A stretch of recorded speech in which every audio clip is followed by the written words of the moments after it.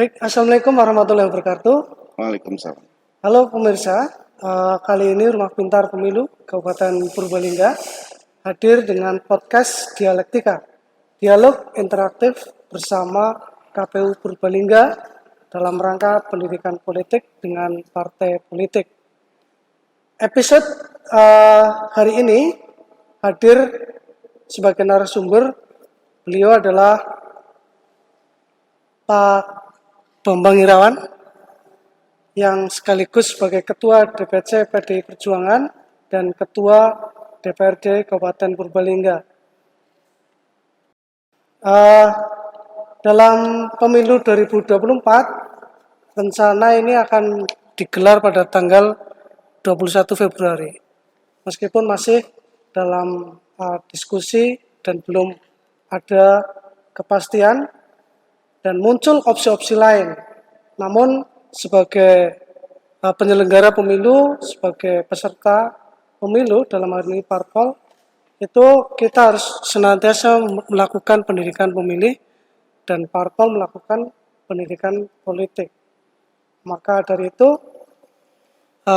hari ini kita melakukan podcast yang sudah hadir di tengah kita adalah Pak R. Bambang Irawan SK. Tadi sudah saya sebutkan sebagai Ketua DPC PDI Perjuangan sekaligus Ketua DPRD Kabupaten Purbalingga. Sehat Bapak? Alhamdulillah sehat. Mohon izin bisa dibuka? Bisa dibuka. Oke. Karena kita sudah prokes. Iya Mas, terima kasih. Assalamualaikum warahmatullahi wabarakatuh. Salam sehat, salam sejahtera untuk kita semua. Merdeka. Ya, saya panggilnya Pak apa Mas ini ya? Mas dong. Masih muda ya. Enggak, biar nggak cepet tua maksudnya. Selain ngurus parpol ini, sibuknya apa ini sekarang ini?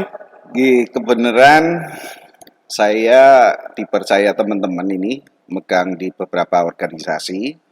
Salah satunya ada Karang Taruna, ada Askap PSSI Purbalingga, terus ada Taekwondo, Ketua Cabang Taekwondo Purbalingga. Tapi bisa taekwondo juga nih. Alhamdulillah.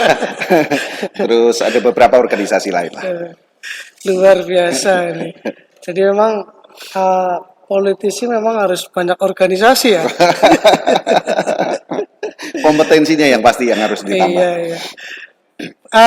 Baik, ini Pak Bambang Irawan akrabnya juga dipanggil Mas BI. Jadi akrabnya itu kalau di Kabupaten Purbalingga sudah terkenal Mas BI. Boleh saya sebut Mas BI ya? Siap Mas. Baik, Mas BI, ini kita nanti akan bincang-bincang tentang parpol, tentang pendidikan pemilih lah, seputar itu. Tapi santai saja. Siap. Boleh minum juga, ini sudah saya siapkan teh. Inji. Kalau kita berbicara tentang sejarah parpol itu kan beda-beda antara satu dengan yang lain. Mungkin bisa diceritakan ini sejarahnya PDIP, baik tingkat nasional sampai dengan daerah. Matur nuwun Mas Andri, terima kasih semuanya. Yang pertama, saya terima kasih nih hari ini dikasih kesempatan untuk bisa diskusi, bisa mengikuti podcast di KPU. Dan saya pribadi sangat mengapresiasi. Karena sejatinya ini adalah bagian dari keterbukaan informasi yang memang masyarakat harus ketahui. Betul. Dan berikutnya tentunya tadi yang disampaikan bahwa ini adalah bagian dari pendidikan politik untuk masyarakat, khususnya masyarakat Purbalingga. Jadi yang ditanyakan tadi berkaitan dengan berdirinya partai kami, PDI Perjuangan, kita berdiri tanggal 15 Februari 99. Lama itu reformasi, tetapi sebetulnya berdirinya PDI Perjuangan itu tanggal 10 Januari tahun 73. Berarti kita di usia ke-48 tahun. PDI itu sebelum menjadi PDI Perjuangan itu lahir dari sebuah fusi, gabungan partai-partai politik. Salah satu partai yang terbesar waktu itu adalah PNI. Yang paling banyak berkontribusi dengan adanya PDI waktu itu adalah PNI. Yang sama-sama kita kenal menjadi partai nasionalis yang waktu itu sangat besar. Dan tahun 99 di era pasca reformasi itu baru berubah nama lah dari PDI berubah menjadi PDI Perjuangan. Ya, sampai sekarang alhamdulillah. Ya. Terus apalagi nih? Berdirinya di Purbalingga? Iya, itu. Anjir. Kalau berdirinya di Purbalingga tentu setelah reformasi itu tahun 99 secara otomatis setiap kabupaten kota itu di seluruh wilayah Indonesia itu ada. Dan alhamdulillah atas kepercayaan masyarakat, khususnya masyarakat Kabupaten Purbalingga, dari tahun 99 sampai terakhir kemarin 2019, kami dari PDI Perjuangan masih dipercaya oleh masyarakat Kabupaten Purbalingga khususnya untuk menjadi pemenang di Kabupaten Purbalingga. Iya. Baik itu di pilihan legislatif ataupun di pilkada.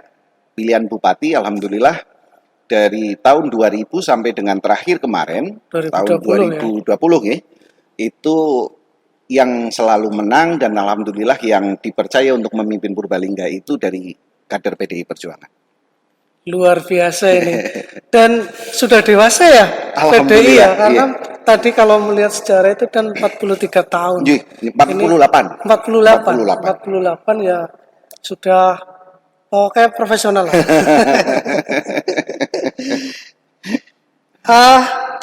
Terkait dengan PDI itu kan selalu dinamis. Visi misinya apa sih ini, Mas? Kalau di PDI, visi misi, kemudian pendidikan politik yang berlangsung itu bagaimana itu? Jadi kalau di kami visinya tentunya kita mengacu kepada pasal 6 anggaran dasar rumah tangga partai. Yang pertama tentunya partai politik ini menjadi alat perjuangan guna membentuk sebuah karakter bangsa yang tentunya sesuai dengan Pancasila 1 Juni 45. Yang berikutnya adalah ini alat perjuangan untuk kita bisa melahirkan sebuah kehidupan berbangsa dan bernegara yang baik tentunya, dengan berketuhanan, memiliki semangat nasionalisme dan sosiodemokrasi di sini. Yang berikutnya tentunya alat untuk menentang segala bentuk individualisme dan lain sebagainya. Terus wadah komunikasi politik untuk seluruh masyarakat, baik kesepuan, baik pemula, pemilih pemula dan lain sebagainya. Partai politik ini merupakan wadah komunikasi untuk kita bisa melakukan sebuah partisipasi politik warga di seluruh Indonesia, khususnya di Kabupaten Purbalingga. Terus berikutnya yang menjadi PR kita, tugas kita adalah ini menjadi wadah untuk membentuk sebuah karakter dari masyarakat kita, khususnya generasi muda yang pada saatnya nanti kita gadang-gadang bersama menjadi pemimpin masa depan kita, karena apapun pemuda ini ditempatkan kepada posisi yang mulia, ya, menjadi betul. Sebuah penggerak utama bangsa maju itu tentunya di situ harus ada pemudanya. Dan berikutnya kita merdeka juga pemuda yang waktu karena itu. Salah satunya pemuda. Ya. Pemuda jadi memang harus istimewa lah di sini. Dan berikutnya misi kita dari PDI Perjuangan tentunya sesuai dengan pasal 7, 8, 9, dan 10 anggaran dasar partai. Salah satunya yaitu mewujudkan cita-cita kemerdekaan kita. Ya. Bagaimana kita bisa, masyarakat bisa makmur dan adil, tentunya dalam kerangka NKRI kita, dengan semboyan kita adalah Bhinneka Tunggal Ika.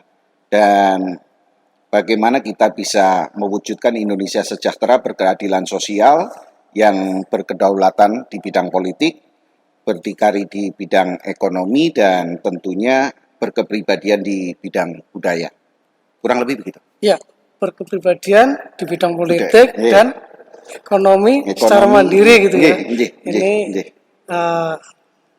sudah mencakup keseluruhan ya. Dari pemudanya ada, pertanian ada, ekonomi ada, luar biasa lah. Oh ya, tadi disampaikan pula bahwa PDIP di Purbalingga itu menjadi pemenang dari beberapa tahun yang lalu. Ini kan mestinya ada sosok-sosok SDM yang sangat luar biasa di balik struktur organisasi. Struktur organisasinya seperti apa sih Mas ini di Purbalingga PDIP? Di Purbalingga, jadi yang pertama tentunya kami meyakini kenapa kok dari 99 sampai dengan hari ini dan mudah-mudahan 2024 kita masih dipercaya untuk memenangi di Purbalingga, khususnya di Purbalingga ya. Kami meyakini bahwa masyarakat ini cinta dan percaya ke kami. Ya. Dan ini menjadi PR besar, challenge untuk kita, bagaimana kita bisa menjaga kepercayaan masyarakat itu dengan baik. Dan tentunya ini bukan hal yang mudah, Mas. Bukan hal yang mudah di tengah kita sekarang multi partai, karena banyaknya partai, jargon-jargon partai juga saya meyakini bagus-bagus. Iya. Nah, tinggal bagaimana kami dengan teman-teman, khususnya dari struktural partai sampai kader partai kami yang di eksekutif ataupun legislatif, bisa menjaga kepercayaan itu dengan baik. Salah satu yang utama yang selalu kami sampaikan ke teman-teman, baik yang di eksekutif ataupun di legislatif adalah bagaimana kita bisa menjalankan sebuah tugas dengan baik. Dan tentunya dilandasi dengan keikhlasan dan profesionalisme. Ini yang harus kita jaga.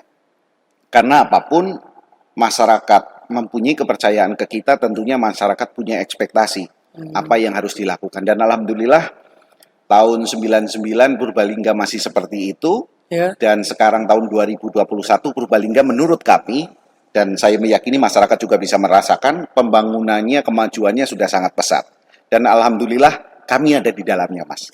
Dan berkaitan dengan susunan kepengurusan, tentunya di kami ini, ada di pusat ini, Ketua Umum kami Ibu Megawati Soekarno Putri.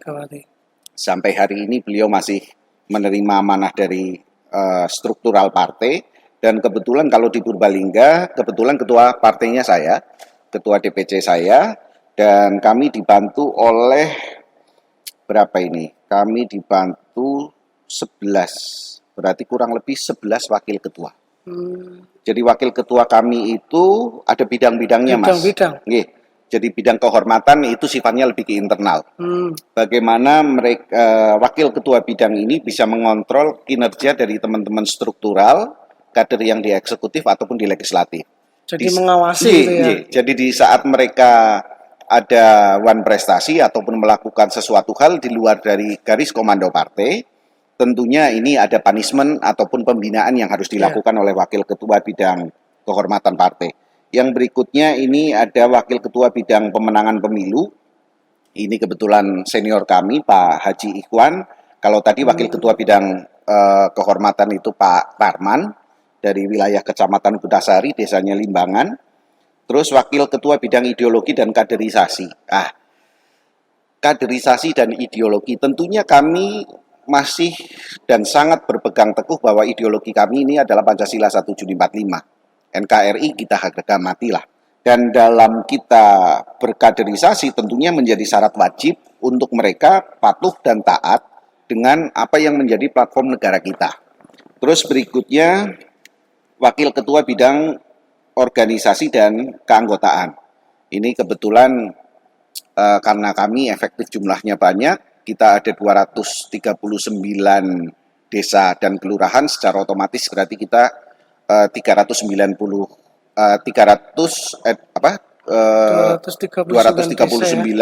ketua ranting di sana, termasuk ada anak ranting yang mereka berdiri di wilayah-wilayah RW rata-rata. Jadi jumlah kepengurusan kami ini cukup banyak. Nah, termasuk di sini kita ada wakil ketua bidang politik, hukum dan HAM. Jadi kita memang mencoba mengadvokasi teman-teman dengan sebuah pemahaman tentang regulasi, pemahaman tentang hukum dan pemahaman tentang hak asasi yang memang harus kita jaga sesuai dengan undang-undang yang berlaku. Dan berikutnya kita ada wakil ketua bidang perekonomian dan kebudayaan. Yang kebetulan yang duduk di situ Bu Tiwi, Bu Diah Hayuning Pratiwi. Dia berkewajiban untuk bagaimana menggerakkan ekonomi kerakyatan ini secara optimal. Dan berikutnya bagaimana kebudayaan-kebudayaan yang asli Purbalingga khususnya ini bisa dipertahankan lewat sebuah komunitas-komunitas yang Purbalingga sampai hari ini kita masih miliki. Dan berikutnya kita ada juga wakil ketua bidang penanggulangan bencana, termasuk kesehatan perempuan dan anak. Kita konsen betul di situ. Dan alhamdulillah setiap kejadian-kejadian bencana, kami juga seringkali ada di dalamnya, Mas. Kita memang menugaskan di dalamnya namanya Satgas gitu. Namanya Baguna, Oh, Badan Penanggulangan Bencana. Itu kita memang sengaja untuk turun di situ. Dan berikutnya ada Wakil Ketua Bidang Industri, Tenaga Kerja, Jaminan Sosial, Koperasi, dan UMKM. Lah, ini kita pernah melakukan pendaftaran prakerja-prakerja itu. Seperti program presiden kita di sekretariat partai, di Panti Marhen kita juga membuka untuk masyarakat untuk bisa mengikuti di akses situ. gitu ya. Nggih, nggih. Dan berikutnya Wakil Ketua Bidang Ekonomi Kreatif, Digital, Pariwisata, Pemuda, dan Olahraga. Ini kita juga aktif di dalamnya, Mas. Kita seringkali, contohnya kemarin kita ada lomba untuk bagaimana mengangkat wisata-wisata di Purbalingga lewat foto ataupun lewat hasil video-video. Itu kita lombakan di situ. Harapan kami kita bisa ikut dalam membranding kita punya wisata-wisata ya. yang ada di Kabupaten Purbalingga. Dan berikutnya juga kita punya Wakil Ketua Bidang Keagamaan dan Kepercayaan terhadap Tuhan Yang Maha Esa. Ini menurut kami penting, karena sangatlah indah seandainya politisi itu agamis. Ya, Jadi betul. janganlah pernah lupa bahwa dalam setiap kegiatan politik itu tidak mungkin Allah tidak ikut campur di dalamnya. Oleh karenanya, Apapun itu ya. nggih. Makanya kami sangat-sangat berpegang bahwa apapun posisi kita, apapun jabatan kita, jangan pernah lupa kita punya Tuhan. Dan berikutnya kita ada Wakil Ketua Bidang Pangan, Pertanian, Kehutanan, dan Lingkungan Hidup.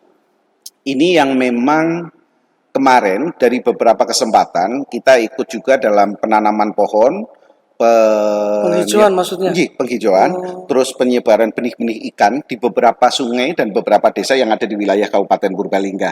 Dan berikutnya ada sekretaris kami, ini namanya Mas Karseno, kebetulan sekarang ketua fraksi di DPRD Kabupaten Purbalingga untuk fraksi PDI Perjuangan. Terus di sini ada perwakilan dari kelompok-kelompok muda juga.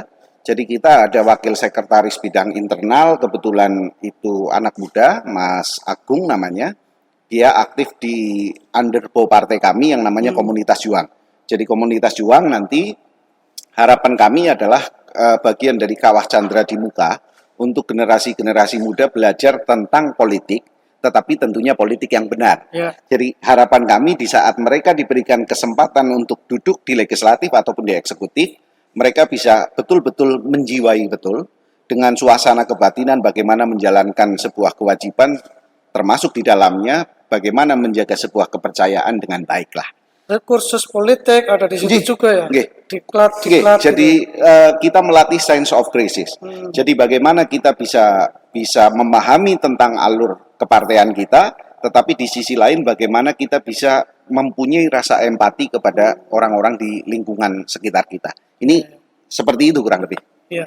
Jadi memang SDM-nya sangat lengkap ya. Alhamdulillah. Memperhatikan ideologi, memperhatikan NKRI, ekonomi, kaderisasi. Ya, ini ya. Dan alhamdulillah ini pun dilakukan kebijakan-kebijakan pemerintah, dilakukan di kader kami yang ada di eksekutif, dalam hal ini Bupati, yang sampai hari ini terus bagaimana mengenjot apalagi di tengah pandemi COVID yang masih melanda. Kami meyakini masalah utama di sini angka kemiskinan semakin tinggi kan, angka pengangguran juga semakin banyak. Nah, Bupati pun membuat sebuah program atas persetujuan juga dari kami, dari partai, untuk bagaimana mengangkat ekonomi kerakyatan ini dengan baik. Oleh karenanya banyak program yang dilakukan oleh pemerintah Kabupaten Purbalingga ini untuk mengangkat UMKM. Baik itu dari permodalan, baik itu dari pelatihan dan lain sebagainya, Mas. Termasuk marketingnya ya. Sampai marketingnya. Bupati ikut jualan, saya juga ikut jualan, Mas. Saya punya sosmed juga ikut jualan mereka. Iya, saya kira ini lengkap lah. Nah, sebenarnya mau saya tanyakan, tapi sebenarnya tadi udah terjawab. Banyak sekali program-program kerjanya. Tapi sebenarnya program yang paling diunggulkan dari DPC PDIP Purbalingga itu apa sih? Kalau bercerita program unggulan kita, tentunya kita tidak bisa lepas dari dasar anggaran rumah tangga partai. Jadi yang utama bahwa kita ini adalah sebuah komponen masyarakat yang berkewajiban untuk menjaga ideologi kita Pancasila dan NKRI. Itu yang utama. Karena sekarang ini banyak muncul musuh-musuh besar negara dengan sebuah ideologi-ideologi yang sudah mulai dimenceng-mencengkan gitu kan. Dan berikutnya kita mempunyai mimpi dan kita selalu menggerakkan bagaimana masyarakat kita khususnya yang ada di Purbalingga ini, karena kami di Purbalingga, untuk bisa mewujudkan masyarakat Purbalingga yang mandiri dan sejahtera. Dan ini PR besar menurut kita. Dan semua komponen masyarakat harus terlibat di dalamnya. Baik masyarakat yang harus mempunyai skill yang lebih bagus, bagaimana pemerintah harus mempunyai fasilitasi yang lebih banyak lagi untuk memfasilitasi masyarakat agar kiranya apa yang menjadi passion-nya, apa yang menjadi mata pencahariannya, apalagi di tengah pandemi COVID yang luar biasa ini, untuk mereka tetap bisa berkarya dan mereka bisa mewujudkan sebuah kesejahteraan dalam rumah tangga. Karena ini pilar utama untuk kita. Dan yang berikutnya, yang kita berharap kepada masyarakat, kita mencoba untuk memberikan pendidikan politik yang baik ke masyarakat. Ini penting. Walaupun kita partai politik, tetapi dalam kebijakan kami termasuk di Purbalingga ini, kami tidak kepingin membodohi masyarakat dengan memberikan iming-iming ataupun amang-amang, boten. Tetapi kami meyakini bahwa partai politik ini adalah sebuah wadah untuk masyarakat bisa menyuarakan, bisa menyampaikan aspirasi, dan bisa memperjuangkan secara real. Karena kembali lagi, saya mengajak kepada generasi muda. Teman-teman semuanya, generasi muda jangan anti partai politik. Karena apapun di NKRI ini, selama Undang-Undang Dasar 45 yang kita jaga ini tidak boleh berubah, pilar demokrasi itu adalah partai politik. Tidak ada jabatan di pemerintah kita itu tidak berawal dari partai politik. Presiden saja. Presiden semua partai politik itu harus mengangkat itu toh. Kalau yang tidak mengangkat itu malah justru tidak mengikuti pemilu berikutnya. Oleh karenanya, ayo pelajari politik dengan baik, tetapi yang tidak kalah penting adalah jangan sampai kita menjadi korban politik. Karena sejatinya, kalau saya mengikuti, saya kan belum tua-tua amat ini Mas. Saya meyakini 17 tahun ya. bahwa politik itu sebetulnya bagus Mas. Politik itu mengajarkan sebuah strategi untuk mencapai sebuah tujuan yang mulia. Wondene ternyata di situ dianggap tidak bagus dengan sebuah perilaku, saya meyakini itu oknum. Oknum saja. Itu oknum. Oleh karenanya kami justru mengajak kepada teman-teman, khususnya yang muda-muda ini, ayo bareng-bareng kita ikut dalam pesta demokrasi, bagaimana kita bisa mengisi kemerdekaan ini dengan apa yang kita mampu, dengan apa yang kita bisa, untuk bagaimana mengajak dan membawa wilayah kita lebih baik. Karena apapun perjuangan real yang harus kita lakukan ini di partai politik. Karena dalam partai politik ini, politik anggaran ini bisa kita manfaatkan untuk bagaimana kita bisa memperjuangkan masyarakat, sekaligus bagaimana kita bisa membawa masyarakat kita untuk lebih baik ke depan. Apalagi ini sekarang, di tengah pandemi COVID ini. Jadi kalau kepingin merubah sistem, saya kepingin mengajak, ayo masuk dalam sistem. Nanti kita benahi semuanya. Jadi program realnya itu tadi ya, tadi ada apa? Yang tanggap bencana. Jadi, itu ada. Terus pembinaan untuk yang lain-lain mungkin, atau program-program yang langsung ke masyarakat? Kalau program kita yang langsung ke masyarakat, salah satunya kita memfasilitasi teman-teman juga pelaku UMKM, Mas. Untuk salah satunya bagaimana mereka bisa terdaftar di pemerintahan, termasuk di dinas UMKM itu, dan pada saatnya untuk bisa terfasilitasi. Berikutnya pelatihan-pelatihan juga. Pelatihan-pelatihan untuk UMKM, karena begini, banyak juga kita yang mempunyai kemampuan, tetapi kurang ahli dikarenakan memang sang ahli ini belum memberikan ilmunya ke mereka. Lah, akhirnya kami berpikir bahwa alangkah bagusnya sumber daya manusia kita sudah ada, sumber daya alam sudah ada, kita datangkanlah para ahlinya untuk bisa memberikan tambahan-tambahan ilmu ke mereka. Jadi nilai fungsi apa yang dia kerjakan itu tentunya akan naik. Ada training-training gitu ya? Ada Mas, ada. Ya. Saya kira PDIP di Purbalingga menjawab tantangan lah ya, tantangan yang ada di masyarakat. Karena apapun kita harus adaptif, Mas. Kita harus adaptif. Jadi tidak bisa yang namanya politik itu tidak statis, tetapi politik itu dinamis. Oleh karenanya pelaku politik pun harus berani adaptif. Jadi mengikuti perkembangan zaman, sepanjang itu tidak keluar dari anggaran dasar anggaran rumah tangga partai, tentu saja itu yang bisa kita lakukan dan harus kita lakukan. Ya. Tadi juga disebutkan bahwa pemuda, generasi milenial jangan anti politik karena semuanya kebijakan itu dari arah politik. Betul. Nah, termasuk sekarang politik anggaran. Yang saya tanyakan ini, rekrutmen di DPC PDIP itu seperti Iya. apa? Yang pertama, yang sudah akan dan terus kita akan lakukan adalah bagaimana kita memprioritaskan, pertama adalah di struktural partai, baik itu di tingkat kabupaten, kecamatan, sampai ke tingkat desa, Mas. Terus berikutnya kita punya badan saya partai, baik itu namanya Baguna, baik ini generasi muda namanya komunitas Baguna apa juang, tadi ya? Badan Penanggulangan Bencana. Terus ada komunitas juang juga, itu terdiri dari anak-anak muda, Anak muda. Nggih, yang mempunyai semangat untuk paham tentang politik dan paham tentang alur politik, termasuk di dalamnya adalah kemanfaatan politik. Terus berikutnya kita punya Baitul Muslimin Indonesia, yang dia lebih banyak mengurusi di kerohanian, khususnya di Islam, ya. Terus berikutnya ada lagi Departemen Wanita kita dan lain sebagainya. Termasuk tidak menutup kemungkinan kami juga menjalin sebuah komunikasi dengan organisasi-organisasi lainnya, Mas. Kita mengenalkan di situ, walaupun saya juga, misalnya saya di Karang Taruna, saya di ASKAP, nih, saya tidak pernah bercerita partai, tetapi saya menunjukkan adalah sebuah perilaku orang partai, Pak. Lah harapan besar kami, ini challenge untuk kami, di saat kami bisa memberikan sebuah perilaku yang bisa diterima teman-teman, saya meyakini mereka akan tertarik dan mereka akan ikut ke kami. Dengan sendirinya, bukan dipaksakan. Dan di kami terbuka. Dalam penjaringannya kita terbuka. Nah, seandainya ini teman-teman milenial ini kan nggak ngerti kantornya di mana, terus cara daftarnya gimana, mengikuti perkembangan zaman nggak sih? Misalkan daftar secara online gitu? Sementara ini memang kami secara online belum, Mas. Kita belum, karena memang harus ada peranti yang memang kami harus komplitin, gitu. Tetapi kalau di sekretariat kami di Banti Marhen, kita ada di Jalan Es Parman, dekat sebelah kantor pajak, gitu. Depannya kantor pertanian, Capil dan pertanian di situ. Kita biasanya juga membuka komunikasi juga, masyarakat umum bolehlah ke situ, Mas. Itu juga biasa kita menerima tamu dari masyarakat umum, baik keluhan, ya lebih banyak keluhan.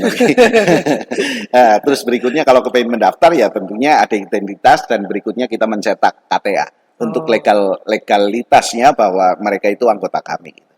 Jadi gampang lah ya. Gampang lah. Orang diangel-angel orang. Orang diangel-angel dan orang nganggo duit. Luar biasa ini.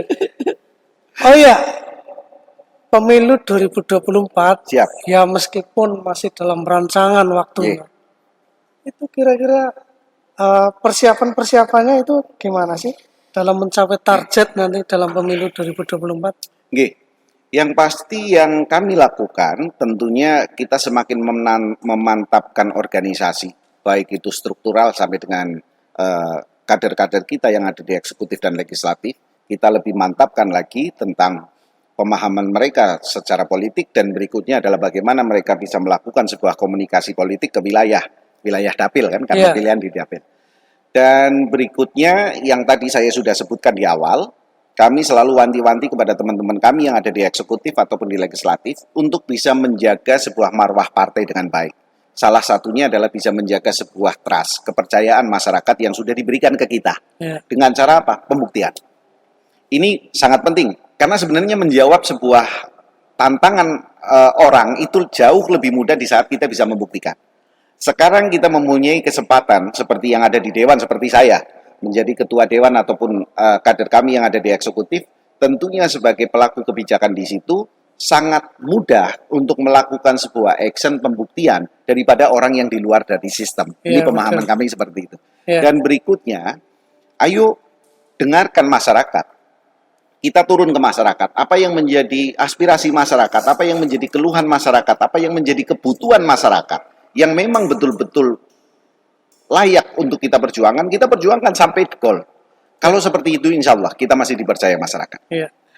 Kalau kemarin ya, 2019 kan presiden dari PDIP. Kemudian di Purbalingga berapa kursi ya? 10 kursi. Terus 20 pilkada kemarin juga calonnya dari PDIP. Nah, 2024 ya. 24 kira-kira terjadi pira. Jadi gini. Nek saya itu saya tidak pernah mengharamkan mimpi. Malah saya menyampaikan kita wajib mimpi. Mimpi itu gratis ini. Tetapi yang tidak boleh kita lakukan adalah mimpi, tapi kita tidak berusaha untuk mengejar mimpi. Kalau untuk 2024 tentunya target utama kami adalah bagaimana PDI Perjuangan masih bisa dipercaya masyarakat untuk bisa menang khususnya di Kabupaten Purbalingga. Terus berikutnya dengan kita mencoba analisis SWOT, Mas. Dari kita punya dapil, dari kita punya calon legislatif yang berikutnya, kita memang sudah terstruktur dan sudah tersistem kita di internal partai kami. Insya Allah target kami ke depan wajib naik minimal 15 kursi. Kalau memang di situ apalagi kita sangat berpotensi untuk 50 kursi kan ke depan. Kita minimal 15, syukur-syukur kita bisa lebih antara 18 ataupun sampai dengan 19 kursi. Dan insya Allah kami optimis. Kalau pilkadanya gimana? Oh iya. Nah, cerita pilkada tentunya di situ inherent paket di dalamnya. Jadi bismillah, mudah-mudahan masyarakat juga masih percaya ke kami dengan mempercayakan itu ke kader-kader yang diberangkatkan dari PDI Perjuangan. Kita kepengin Pileg 2024 yang kebetulan tidak jauh berbeda dengan pilkadanya. Mudah-mudahan baik itu presiden, baik itu gubernur, bupati, mudah-mudahan masih tetap masyarakat khususnya Kabupaten Purbalingga masih percaya dan masih memberikan kesempatan kepada PDI Perjuangan untuk bisa mengkoordinir di Kabupaten Purbalingga. Oh, ya, saya kira ini diskusi hari ini sangat lengkap. Tuntas, tantas, atas ya. Oke, baik, saya kira itu. Namun sebelum kita tutup, saya punya game di sini. Siap. Kalau suruh memilih apa? Es krim apa cendol? Cendol, Bos. Cendol. Terus kalau suruh memilih soto apa roti? Nyong Sroto. Iya, karena isinya macam-macam. Itu PDI Perjuangan. Kenapa itu? Ya, filosofinya tentunya kalau Sroto itu kan ada di situ ada pikun, ada dan lain-lain lah ya. Orang pakai komplit saya ngerti nama-namanya. Tetapi saya meyakini itu ada bermacam-macam jenis, bermacam-macam bahan. Dan di PDI Perjuangan juga bermacam-macam wonge, latar belakangnya, tujuannya dan lain sebagainya. Tetapi di saat kita masak dengan baik, kita bisa koordinir dengan baik, kita bisa pimpin dengan baik, saya meyakini rasanya akan enak. Jadi di saat PDI Perjuangan juga dipimpin dengan benar, kita bisa memberikan sebuah pendidikan yang baik untuk mereka, saya meyakini teman-teman PDI Perjuangan tetap akan membela masyarakat, khususnya Kabupaten Purbalingga. Berwarna dan lengkap gitu ya? Iya.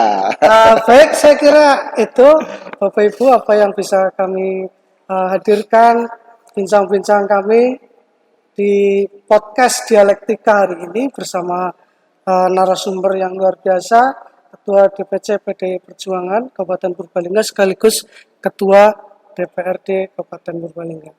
Sebelumnya, mungkin ada closing statement? Closing statement kami yang pertama, apalagi di tengah pandemi COVID, kami lebih ke general saja. Ayo jaga kesehatan dengan baik, prokes jalankan dengan baik, karena apapun kesehatan itu utama. Dan sekarang kita sudah membuktikan 2 tahun kita COVID, ternyata tidak ada yang lebih penting daripada sehat. Jadi saya mengajak, ayo kita sehat, termasuk di dalamnya berpikir negatif. Berpikir positif, jangan negatif thinking kita. Oleh karenanya, kembali ke materi politik sekarang ini, saya menyampaikan, ayo teman-teman semuanya, masyarakat, para senior, dan lain sebagainya, ayo berpikir positif dengan partai politik, dan kita bergerak bersama untuk mewujudkan Purbalingga yang hebat. Baik, terima kasih atas kehadirannya di podcast kami. Demikian, saya kira sudah lengkap apa yang kita diskusikan hari ini. Terima kasih atas perhatiannya, mohon maaf kurang lebihnya, dan kami akhiri. Wassalamualaikum warahmatullahi wabarakatuh.